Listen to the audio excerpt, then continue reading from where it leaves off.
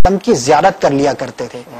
بلکہ بعض اولیاء کرام کا تو مرتبہ یہاں تک بیان کیا گیا ہے علماء محدثین میں سے کہ اگر ان کو کسی حدیث پاک کے بارے میں کچھ تذبذب ہوتا، کچھ ایسا معلوم ہوتا، کوئی اس کے بارے میں فیصلہ نہیں کر پاتے تھے، اس کی صحت کے حوالے سے، اس کے مواد کے حوالے سے، اس کے اندر جو بیان کیا گیا متن کے حوالے سے، تو وہ سرکار صلی اللہ تعالی علیہ وسلم کا تصور جماتے اور سرکار صلی اللہ تعالی علیہ وسلم کی بارگاہ سے اس حدیث پاک کے بارے میں معلوم کر لیا کرتے تھے. تو یہ درجات کی بات ہے، اور جس کو جتنا جس چیز سے لگاؤ ہو، جتنا اس کا تصور مضبوط ہو، تو ویسا ہی اس کو نظر آتا ہے، نہ صرف خواب کے اندر بلکہ جاگتے ہوئے بھی. بلکہ ماہرین نفسیات یہ بات بیان کرتے ہیں ایک فطری چیز ہے، اور اللہ تبارک و تعالی نے انسان کی روح میں یہ کمالات رکھے ہیں. نفسیات والے اپنے حساب سے بیان کرتے ہیں کہ اگر آپ کسی جگہ پر مثال کے طور پر آپ یہ تصور جمائیں کہ یہ سامنے جو میرے دروازہ ہے، اس دروازے میں ایک خوبصورت گلاب کا پھول موجود ہے، خالی تصور جمائیں، ہے نہیں وہاں پر، آپ ٹکٹکی باندھ کر اس کو دیکھیں دیکھیں دیکھیں دیکھیں، آپ کنسنٹریشن اپنی بڑھاتے چلے جائیں اور اس کی بار بار مشق کریں گے تو واقعے میں آپ کو نظر آنا شروع ہو جائے گا. حالانکہ وہاں پر ہے کچھ نہیں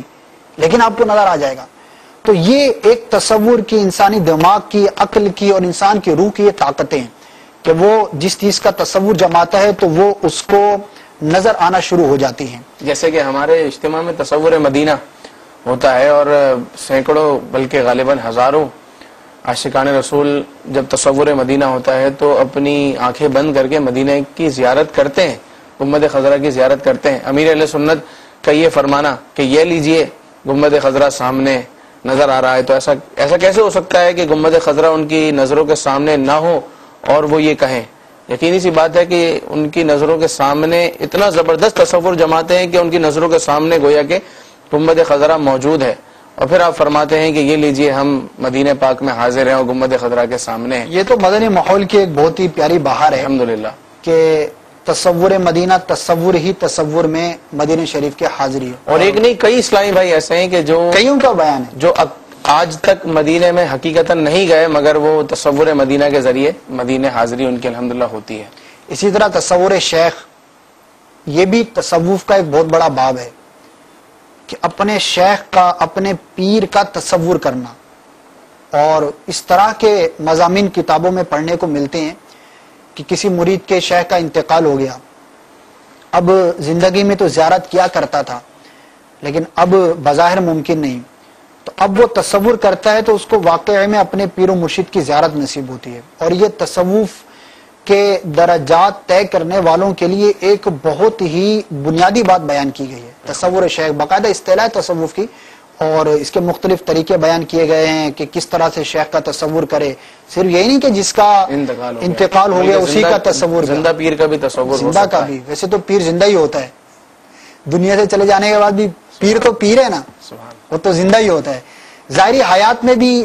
تصور شیخ ہو سکتا ہے اور کرنا چاہیے، کرتے ہیں اور کرنا چاہیے. سامنے آئے ہیں کہ ان کا یہ انہوں نے اپنی زندگی میں یہ معمول بنایا ہے، باقاعدہ اپنا ایک وقت مختص کر کے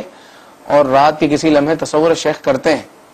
اور تصور شیخ کی برکت سے انہیں خواب میں ان کے پیر صاحب کی، شیخ کی زیارت بھی نصیب ہوتی ہے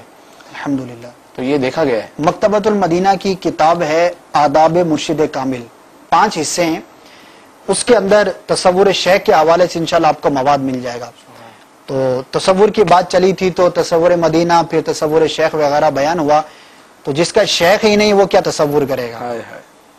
تو اس کی بہت برکتیں ہیں، اللہ تبارک و تعالی ہمیں نصیب فرمائے. تو جس کا شیخ نہیں ہے وہ شیخ بنا لے کسی کو، کسی بھی جامع شرائط پیر کے ہاتھوں مرید بن جائے. اور الحمدللہ آپ کو میں مدنی مشورہ دوں گا کہ مومن اپنے بھائی کے لیے بھی وہی پسند کرتا ہے جو اپنے لیے پسند کرتا ہے، روایت کا مفہوم ہے. تو الحمدللہ ہمیں شیخ طریقت امیر اہل سنت دامت برکاتہم العالیہ کا دامن نصیب ہوا، اور آپ کے دامن کی وابستگی کی بے شمار بہاریں ہیں، برکتیں. سب سے بڑی بہار اور برکت یہ ہے کہ جو بھی امیر اہل سنت دامت برکاتہم العالیہ کے دامن سے وابستہ ہوتا ہے الحمدللہ رب العالمین نیکیاں کرنے لگ جاتا ہے. اسے نیک بننے کی توفیق مل جاتی ہے اور گناہوں سے نفرت نصیب ہو جاتی ہے، اور ایک مومن کی معراج ہے کہ اس کو نیکیاں کرنے اور گناہوں سے بچنے کا ذہن نصیب ہو جائے۔ تو میرے مدنی چینل کے ناظرین، اگر آپ ابھی تک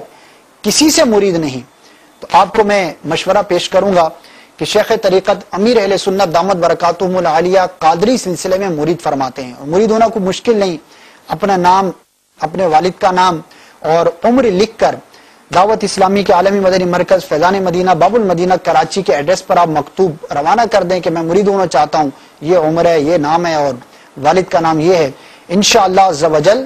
آپ کو شیخ طریقت امیر اہل سنت دامت برکاتہم العالیہ کے دامن سے وابستہ ہونے کی سعادت مل جائے گی۔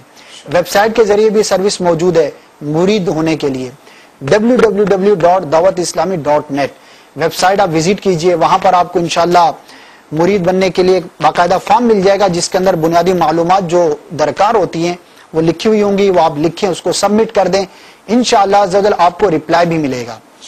اور شجرہ پڑھنے کی بھی اجازت ہو جائے گی، وظائف جو ہیں عطاریہ قادریہ طاریہ سلسلے کے وہ بھی پڑھنے کی انشاءاللہ آپ کو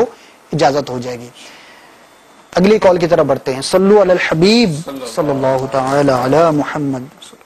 السلام علیکم، میں شہروائی پاندی سے منظور علی لغاری بات کر رہا ہوں۔ میرا سوال یہ ہے کہ میں زیادہ تر خواب دن ہونے کے ٹائم پہ یا جاگنے کے وقت دیکھتا ہوں۔ اب ظاہر ہے کہ جس وقت سوئیں گے اسی وقت خواب دیکھیں گے، زیادہ تر آپ دن کے وقت دیتے ہیں اور ابتدائی حصے میں دیکھتے ہیں۔ آپ نے کوئی خواب تو بیان کیا نہیں، صرف اتنا بیان کیا ہے کہ میں دن کے وقت دیکھتا ہوں، تو ظاہر ہے جاگتے جاگتے تو خواب نظر نہیں آتا۔ ہاں البتہ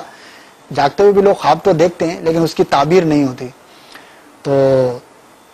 آپ اپنا خواب بیان کریں تو اس کی تعبیر بیان کی جائے گی۔ البتہ یہ ضرور ہے کہ رات کے ابتدائی حصے میں جو خواب دیکھے جاتے ہیں اس کی تعبیر دیر سے ظاہر ہوتی ہے، اور جو صبح کے وقت کے قریب اور صبح کے وقت میں فجر کے وقت کے قریب جو اجالے کے وقت جو خواب دیکھے جاتے ہیں اس کی تعبیر جو ہے وہ جلد ظاہر ہوتی ہے۔ آپ دوبارہ کال کیجئے گا، آج آپ نے بیان کیا دن میں دیکھتے ہیں، آئندہ بیان کیجئے گا آپ نے کیا دیکھا تو انشاءاللہ تعبیر بھی بیان کی جائے گی۔ اگلی کال کی طرف بڑھتے ہیں۔ صلو علی الحبیب صلی اللہ تعالی علی محمد۔ ظفر اقبال نام ہے میرا، مدینہ کالونی لاہور سے میں بات کر رہا ہوں۔ میں نے یہ پوچھنا تھا کہ میں نے کل صبح پیر والے دن تقریباً 5:30 بجے میں نے خواب دیکھا ہے کہ میں سیڑھیاں صاف کر رہا ہوں، سیڑھیاں صاف کر رہا تھا تو ایک میں لوہے کا کام کرتا ہوں، ایک جگہ سے میں نے مال اٹھایا، اسی وہی گھر میری خواب میں نظروں میں آیا، وہ کوٹھی ہے، اس کی میں سیڑھیاں صاف کر رہا تھا، سیڑھیوں میں روڑ بجری وغیرہ پڑی ہوئی تھی تھوڑا سا۔ اس کے بعد میری تو جو آپ کام کرتے ہیں وہ آپ نے خواب میں دیکھ لیا، لوہے کا ویلڈنگ وغیرہ کا کام کرتے ہیں، اور خواب میں آپ نے وہی سیڑھی جو آپ نے بیان کیا اسی طرح کی دیکھی اور اس پر مال اسباب دیکھا، تو یہ اس قسم میں سے کہ دن بھر کے معمولات سے متعلق بندے کو خواب نظر آتے ہیں۔ تو جو آپ کا پیشہ ہے، جو حرفہ ہے، جو آپ کام وغیرہ کرتے ہیں تو اس سے متعلق آپ نے خواب دیکھا تو اس کی کوئی تعبیر نہیں۔ جیسے کوئی دکاندار ہے خواب میں بھی دکانداری کر رہا ہے، یہ تو بہت زیادہ نہیں کر رہا ہے، ملازم ہے تو سیٹ کے ساتھ لگا ہوا ہے تو اس کی کوئی تعبیر نہیں ہے۔ سائیکل کی دکان پہ کام کرتا ہے تو رات میں پمپ چلا رہا ہوتا ہے، ہوا بھرنے کے خواب دیکھتا ہے، تو اگر کوئی اس سے کوئی معمول سے ہٹ کے شے ہو تو بعضوں کا تعبیر بیان کی جاتی ہے، لیکن عموماً جو اس طرح کے خواب ہوتے ہیں تو اس کی کوئی تعبیر نہیں ہوتی۔ یہ وہی انسان جو سوچتا ہے، سوچنا کرنا اس کا بہت زیادہ تعلق ہے، تو وہی پھر اس کو خواب کے اندر بھی جو زیادہ باتوں نہیں ہوتے ہیں وہ رات میں بھی باتیں کرتے ہیں، یہ بھی اسی وہ خالی خواب تھوڑی دیکھتے ہیں، اس سے ہی حصہ ہے، واقعی بات کرتے ہیں۔ وجہ یہی ہے کہ وہ سارا دن جو ہاں باتوں کا معمول رہا اس وجہ سے رات نیند میں بھی وہی اثرات۔ بلکہ کسی نے جو ہے وہ ایک لطیفہ ہی کہیں گے اس کو سنایا تھا کہ وہ کنڈکٹری کرتا تھا، اب وہ جس روٹ پہ کنڈکٹری کرتا ہے اب سارا دن ظاہر ہے کہ کنڈکٹر کا کام